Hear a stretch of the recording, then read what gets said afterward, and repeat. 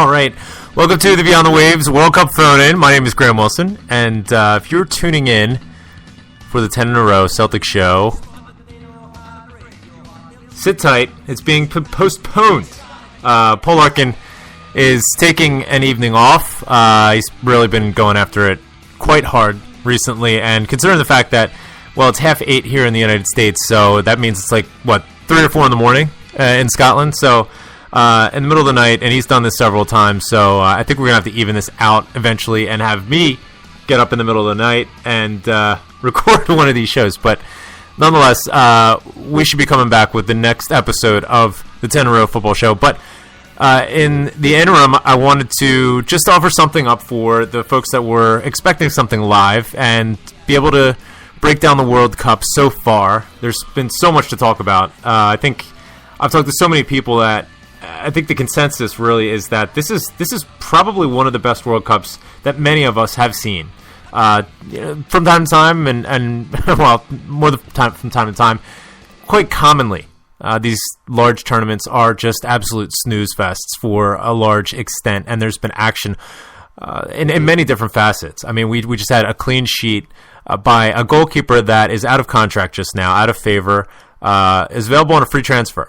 And this is a guy who, in my opinion, we're talking about Memo Ochoa of the Mexican team.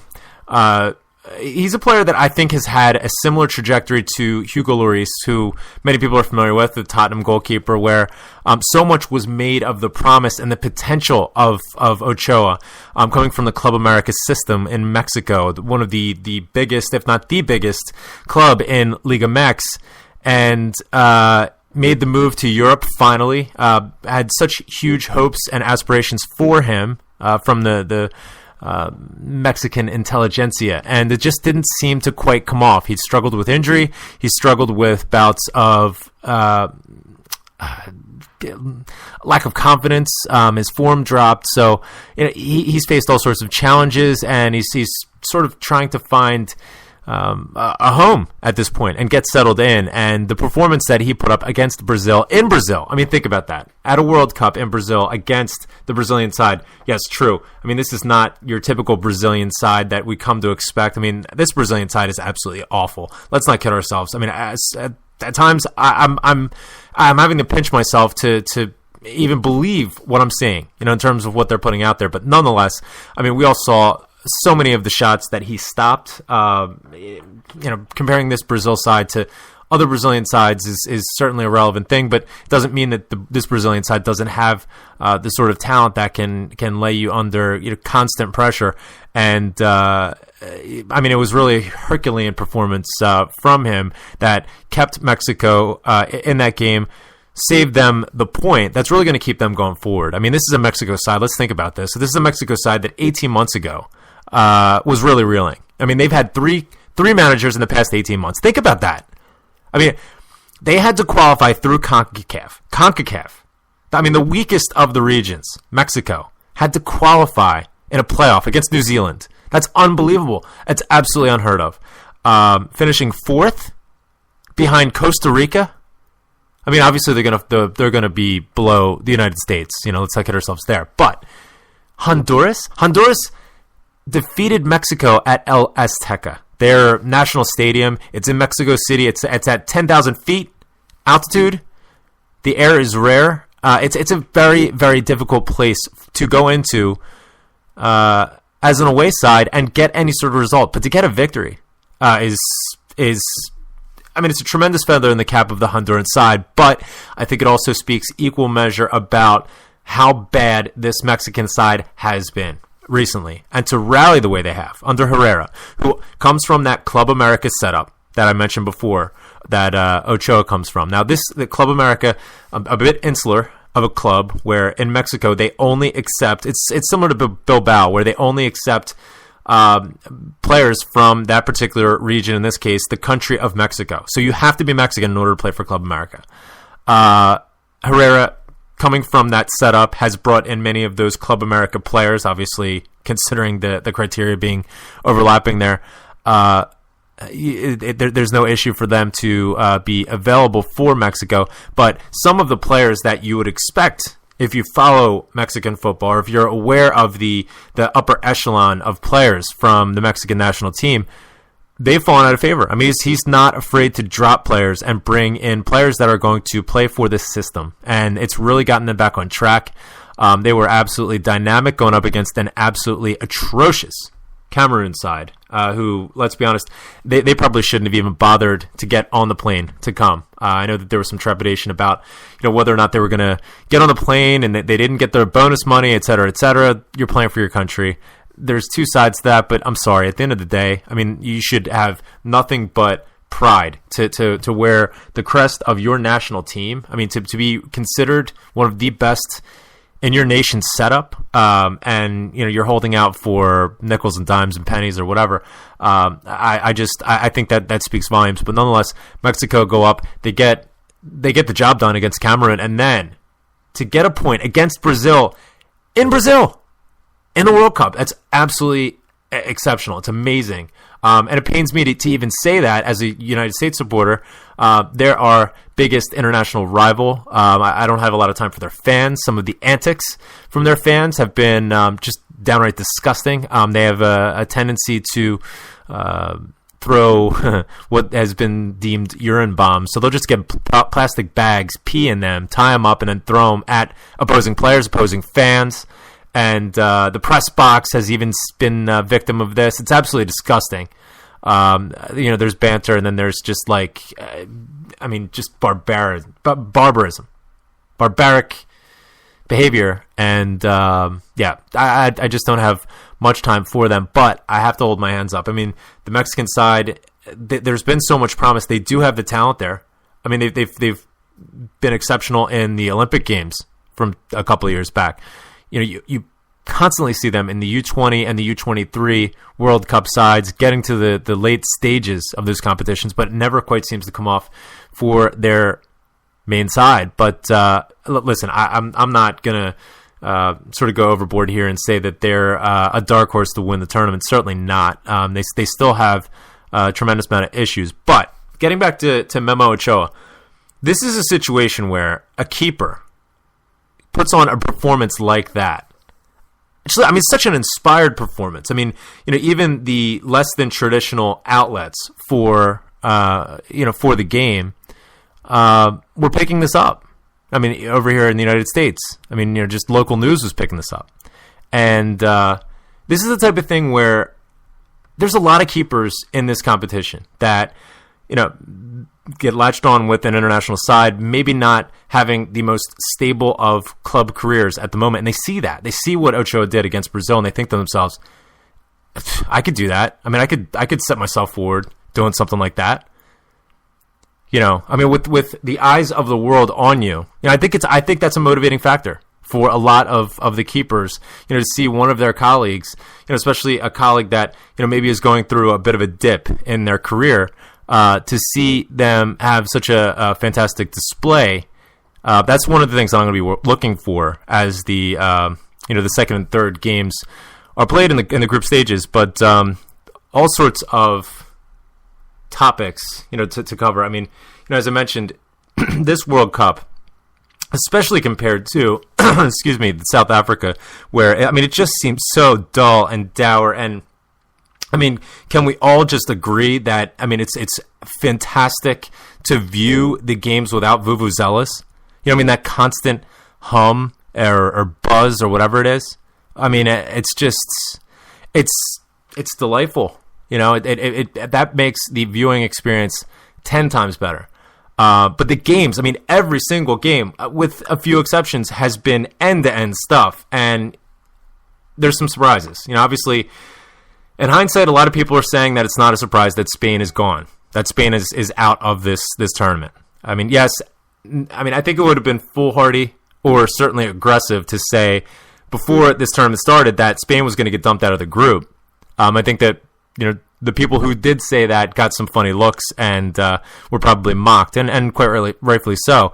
I think we can all agree that this is not the same Spain team as 4 years ago, and certainly from 2 years ago in the European Championship, but they still have so much talent there that you can't completely cast them out. You can't say that they're not going to contend or compete You certainly can't say that they were going to be as bad as they've turned out to be. I think they just ran out of runway. You can't play on that same level forever. Especially with a team that, for all intents and purposes, is aging. I think that Del Bosque made some decisions personnel wise that are confusing. To a large extent. Why is Llorente not in the Spanish team? Why is Fernando Torres in this team? Granted, I understand. He had a fantastic run in the 2008 European Championship. He had a decent performance in the World Cup in 2010. I guess he was okay in 2012, but his club form has been nothing to be all that impressed about. You brought a half-fit Diego Costa, and you did bring David Villa, but he hasn't even played. I don't understand why nobody rates David Villa. All he ever does is score goals. He was brilliant for Barcelona, and they let him go. He goes to Atletico Madrid. And we know what happened with Atletico Madrid this year. And we know how much of a role he played for them. I don't know. It's surprising to me. It's surprising that the same tactics are, I guess, just being run into the ground. People have figured it out. They've just figured it out. This, whatever you want to call it, tiki-taka. The small passes, the a lot of movement when you lose the ball, fouling up high to sort of give yourself a breather. That whole thing. People have figured it out, and the fact that they didn't have a plan B, I think Llorente would have been perfect for that. Another player that really hasn't gotten a look is Juan Mata. In spite of the fact that he fell out of favor with Mourinho, went to Manchester United, and everybody knows what happened to Manchester United, I still think he's a fantastic player. And certainly, when you're talking about the build-up, which Spain was really lacking with, and to take pressure off of your back line, which was atrocious, Ramos and Piqué, somebody introduced them. But the best way to take pressure off your back line is to keep the ball, to have some dangerous possessions.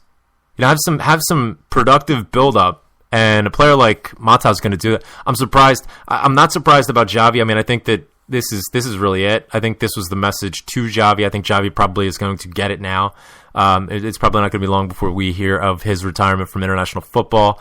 Rumors abound that he's going to the Middle East to play his club football now. That's going to be bizarre to see Xavi in a kit that's not Barcelona. I'm surprised about Iniesta. And it makes me wonder what Iniesta is going to be like without Xavi next to him, and without a fit and inform Xavi next to him, because he was missing. An absolute passenger in this entire tournament. But in hindsight, I guess everybody's saying, well, this was Spain's time, but let's not kid ourselves. When this tournament began, nobody was predicting this. You could see perhaps them finishing second out of the group. And the debate was about whether the Dutch or the Chileans would finish first or second. And now I don't think there's any question. How about the Chilean way of playing has kicked into a sixth gear. They were in overdrive already, and they found sixth gear from 2010, kicking on with the 3-3-1-3 system. It essentially goes back to Van Gaal. This is what Bielsa set up in 2010 for this Chilean side, and he based it off of Van Gaal in 1995. In that Champions League side, that the Dutch powerhouse, 3-3-1-3, they can maintain their shape and be able to match whoever their opponent is like for like when they don't have the ball. But when they have the ball, they will impose their will on you, and they're going to press high up the park. And devil be damned. It may be one pass that's going to take out the entire thing. If they go up against a counterattacking side that's up for it on the day, they may face some problems. But going up against a side like Australia, that maybe doesn't quite have the technique, doesn't have the skill available, on the day, they're going to have their way with you, and it must be an absolute nightmare playing in such a compressed space with them, and they never let up. They're just constantly running all over the place. Don't be surprised if you see them in the final 16 or even the semifinals. They're going to be the Uruguay of this World Cup. hopefully without the handballs on the touchline. But nonetheless, now joining us from the friendly confines of South Jersey, it is our good friend Yampy. How you doing, pal? All right, brother. How you been? Not too bad. I'm enjoying this World Cup. I don't know about you. I mean, just every game, like I was pointing out before, it just seems like every game is absolutely, it's just captivating. I mean, we saw with the Dutch going up against the Australians yesterday. You absolutely never know what's going to happen. I mean, Costa Rica, what an amazing result they had against Uruguay. I mean, Uruguay, they're just stacked with talent. Costa Rica has who? Brian Ruiz, Joel Campbell. I mean, this is a team that we have probably more experience or familiarity with than most, being that they're a CONCACAF side. They go up against the U.S. team a couple times every sort of qualifying cycle. And, they have an imposing away ground. If you're going there and trying to qualify, that can be quite intimidating. The U.S. has had some trouble there, but they're never a side that's going to, upset the apple cart at a World Cup, especially in a group like this. But it's amazing to see. Yeah, it's good to see. I have a little attachment because I saw that the Ticos play in Philly, partied with a lot of the fucking people watching that game, man, and they're a decent side, man. They're put together okay. Yeah. So I kind of like pulling for them a little bit. I want to see them do well. They, oh man, how nice would it be if they fucking put the last nail in the coffin on our favorite fucking club, huh? Good Lord. Oh, that would be excellent. I'll tell you what, I can't remember what the newspaper was. I think it was like one of the English papers, like the Guardian or some shit. Yeah. I saw them, they wrote an article the next day, and they fucking hammered Costa Rica. They said, England's going to have its way. They're going to pump them for 5 or 6 goals, and they're going to do this, and they're going to do that. I love Costa Rica's not going to be able to stop them defensively. I love it. I'm like, boy, are they in for a fucking shock. Especially considering the fact that England's already dumped out of the competition. Yeah, they're fucking the only thing missing on England at this point is the fucking dirt. Yeah. Yeah, exactly. Now, you had an interesting comment, and I want to expand on this. We were talking a little bit about this on Twitter. The fact that the African teams really haven't shown anything just yet. I mean, I brought up the point that, Ghana's certainly not out of it. At the time, Ivory Coast was at the top of their group. Obviously, things and fortunes have changed quite considerably since then. What does this come down to? I mean, I know that we talked about a bit earlier about Cameroon having some issues with not getting paid their bonuses, so therefore they weren't going to even get on the plane to come to the World Cup. I'm hard pressed to say that they don't have the same sort of nationalism as we do, and I know that's sort of a tricky subject and thin ice. But then you see the scenes from today, and our thoughts and prayers, and it was a touching moment when the player for Ivory Coast had learned that he lost his father. The national anthem's going, and he couldn't contain his emotions, but. What is it about the African sides that, I guess we can take the micro snapshot at the moment. What's going wrong for them in this tournament? They're certainly not lacking the talent. To put it into a context, I think it's like, to me, African football is kind of like Sepp Blatter's version of like how Peter Lowell sees China. It's like this untapped market, so we have to kind of really be promoting the little engine that could. And, look, I have a soft spot for Cameroon. I remember him back in '90 when Roger Mila was playing for him. Yeah. I think that African clubs have potential, but I don't think I think they get a lot, far more credit than they deserve. Yeah. I really do. I mean, it's like I don't really hear anything ever about their leagues. I mean, I can't say I've ever followed anything about their leagues. I want to hear, I would like them to do well. I mean, it's, again, I've seen them in bits and pieces play, Cameroon and '90 and everything, but except for hearing about Ghana, you know why we hear about Ghana being, in the U.S. and everything. Absolutely. And how amazing was that the other night watching that game? I mean, this was not a thing of beauty from the U.S. going up against Ghana, but at the end of the day, who gives a damn? I mean, the U.S. has gone out there and played attractive football in the past, attractive soccer rather, in the past, and haven't gotten a result. And in my mind, at the end of the day, 3 points is 3 points. There's no pictures on the scoreboard or the standings. How sweet was that after them dumping us out of the 2010 World Cup? As well as 2006 World Cup. I mean, they talked a lot of shit in the run into this, talking about the fact that we don't quite have the quality, and they're technically superior. I mean, it was certainly sweet for me. It was definitely sweet for me, but just getting back to what I was saying for a second, I think African clubs, the national sides, the vast majority of them are overrated. I really do, just like the Asian sides too. Yeah. I think that they're given far more latitude as being markets that can potentially be developed, but they're not. There's potential, but they're not meeting it. And fact of the matter is maybe there's a wasted spot in each of those regions that could go to more deserving regions, like CONCACAF. Maybe Europe does deserve to have another one. So a club maybe that's up and coming, or one that should still probably deserve to have a team there, like a Scotland. Would have that opportunity to be showing something. Agreed. Whereas a team like Japan, it really hasn't impressed, Ivory Coast, whatever. But, yeah, for me, again, I'm more of a Celtic guy than a national side guy, but how the fuck could you not get hyped by that, man? Are you kidding me? I was fucking wallpapering Brooks Was Here from Shawshank Redemption all over Facebook and everything. I mean, that was such a fucking great. We had 4 minutes left. Yeah, everything came together. They took that fucking stiff Bedoya out. Yeah, put the Hunter on the bench and brought Zusi in, who probably should have been in the whole fucking game. Absolutely. And then you see all the pieces starting to fall into place. And you're like, who's taking the corner? Oh, that's Zusi, huh? Yeah. Well, this is going to be a good ball into the box. And it was perfect. I mean, it was just the perfect bend.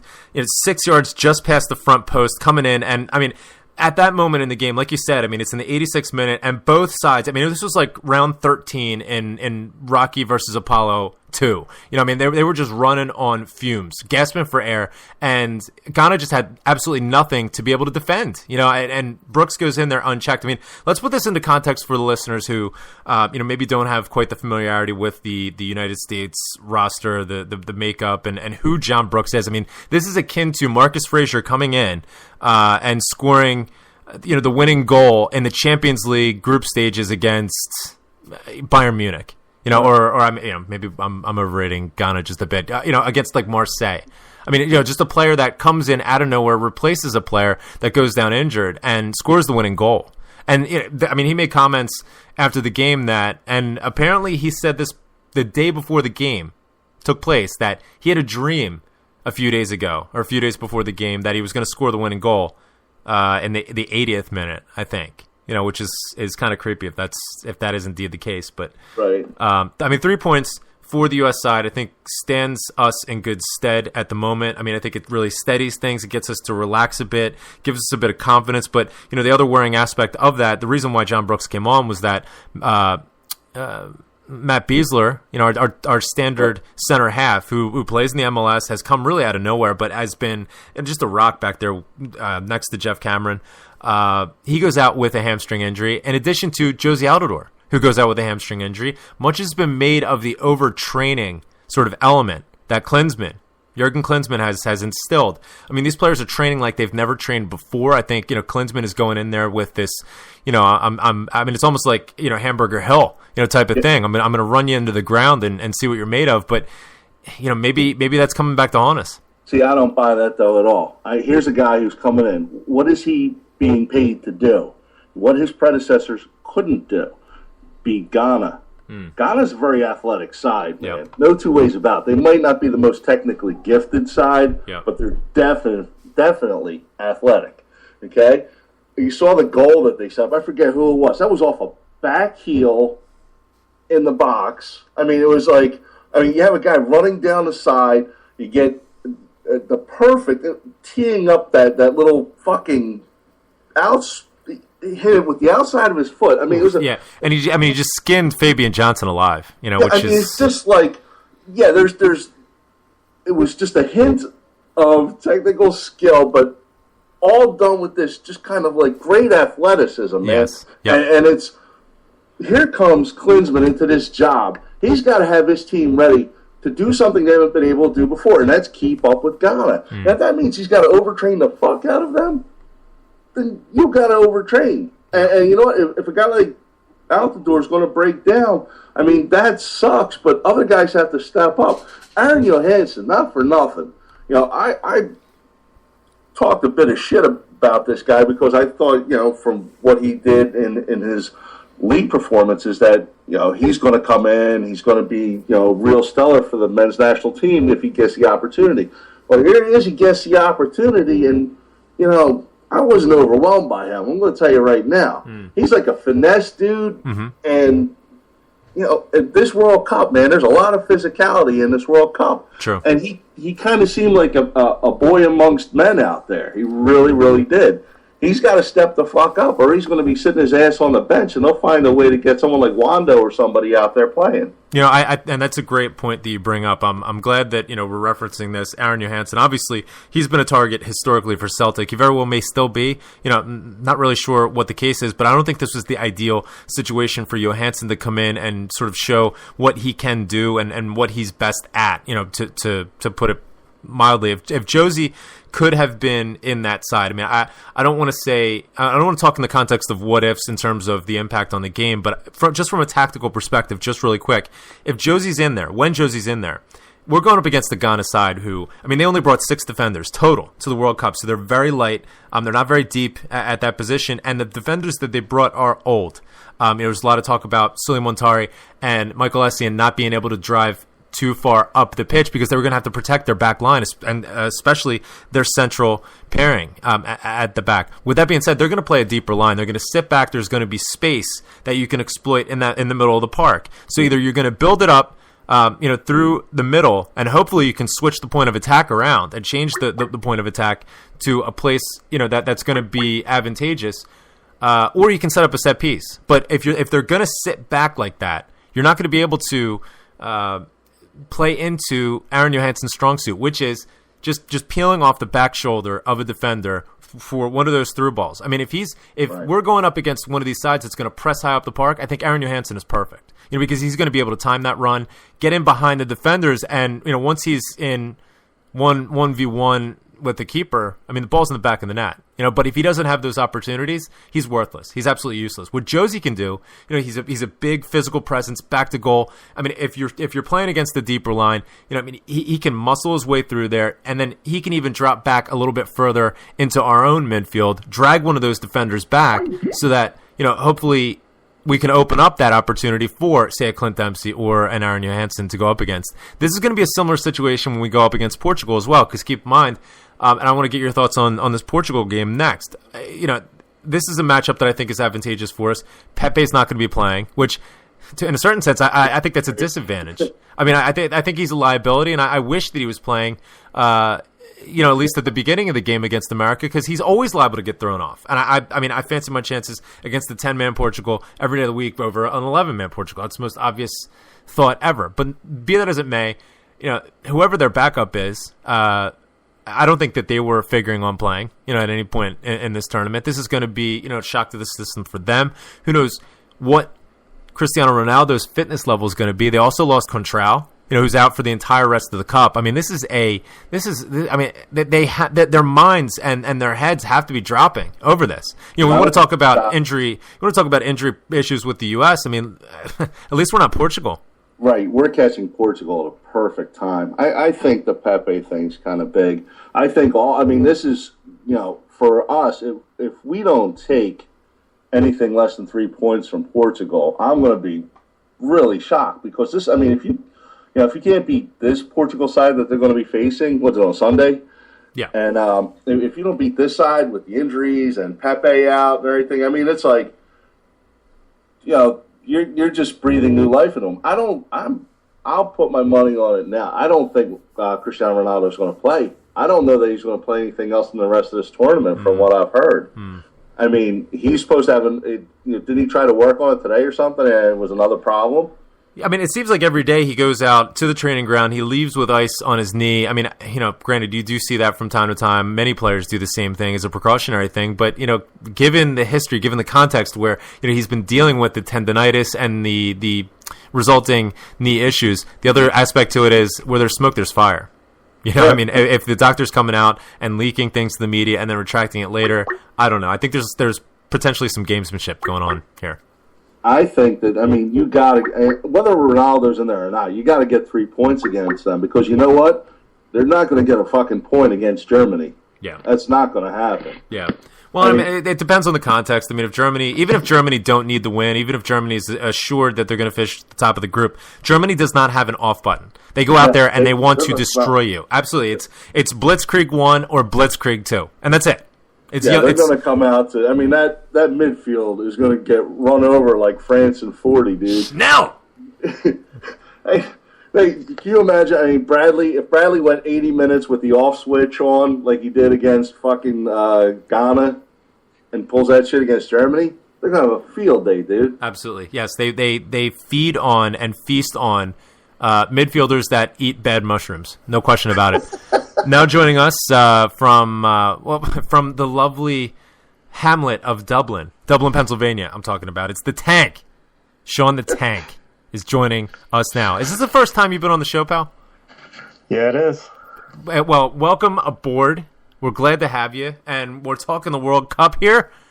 And Yampi's making some good points. What are your thoughts of this World Cup so far? I was mentioning in the opening, everybody that I talked to is basically saying this is the best World Cup we've ever watched. I mean, every game, it's like there's just all sorts of hope and possibility, and it doesn't even matter who's playing. Sean, are you right there, brother? Sean? We lost him. It's because the fucking 2 soup cans you guys have connected to get them hooked up out in backwater Pennsylvania is failing. Sean's like, you know what, this Sean's like, this prick is never going to stop talking. I'm out of here. He had a sip of Buckfast and he fell over. He's like, you know what? Graham's talking nonsense. I can't even deal with this. Back to the Buckfast. He's the original one-shot patty. Oh, God. Out of control. Let me ask you, England, they're gone. Okay, let's sink our teeth right into this one because I know that it's what you and I want to talk about. So let's talk about it. England, they're going home, and they're going home. They're going home. Tell the world England's going home. Now, this third game that they have coming up, it means absolutely nothing. Should Fraser Forster get the start? I think so. Why not? He's not going to get the start because to England, they still think they have a chance.